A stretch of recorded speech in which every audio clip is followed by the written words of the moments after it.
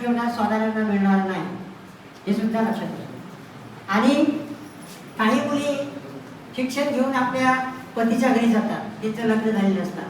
त्या मुलींसाठी एक महत्त्वाचा मुद्दा लक्षात घ्या, नोट करून ठेवा. ज्यावेळेस तुमचं लग्न होते, मॅरेज होतात, त्यावेळेस तुमच्या पतीचा उत्पन्नाचा दाखला लागतो, वडिलांचा उत्पन्नाचा दाखला लागत नाही.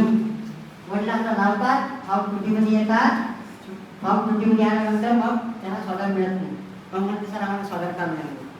आम्हाला भीती वाटते, आम्हाला दुःख होते की आमच्या विद्यार्थी तरी वंचित राहत आहे, पण तुम्ही का करत नाही.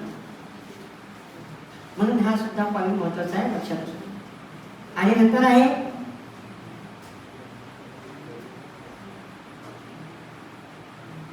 दहावी 12वीची मार्क लिस्ट कंपल्सरी आहे. त्यानंतर मग बोनाफाईड सर्टिफिकेट, त्यानंतर उपस्थिती. आता उपस्थिती लक्षात घ्या, शाळेची उपस्थिती आमच्या स्वाधारला पात्र होण्यासाठी 75% लागते. किती लागते? 75%. बरेच असे विद्यार्थी आहे असा फॉर्म भरून लागते, काय आहे काय त्याची तेलीस माहिती, त्याची ऍक्टिव्हिटी तेलीस माहिती.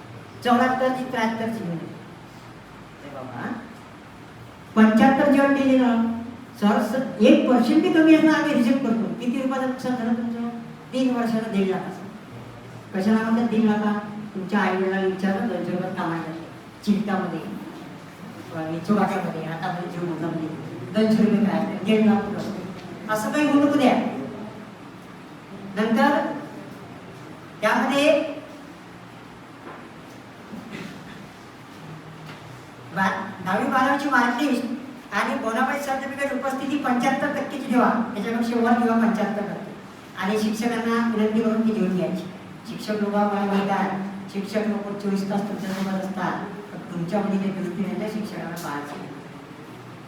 आई वडिलांनंतर जन्म दिल्यानंतर दुसऱ्या आई वडिलांनी शिक्षक आणि शिक्षिका असतो, पण आम्ही विसरले की नाही? मुख्य आहे का मुलाला विसरलो ना. आई वडिलांनंतर शिक्षक आणि शिक्षिका, दुसरे आई वडील आपले. आई वडील तर जन्म देते, शिक्षण कोण देते तुम्हाला? कलेक्टर कोण बनवते? PM कोण बनवते तुम्हाला? शिक्षक बनवते. पण आपण तसं पाहत नाही, नाव वगैरे करतो आपण. ज्यावेळेस निघून जाते त्यावेळेस आठवते, ज्यावेळेस तुम्ही ह्या त्यांच्या मॅच्युरिटी बनता ना त्यावेळेस समजते तुम्हाला शिक्षक काय असते. तेव्हा नका डोळ्यात पाणी. शिक्षक साठी वाक्य भाषी माझ्या भाषी एक तुझमें रब दिखता है यारा हमें क्या.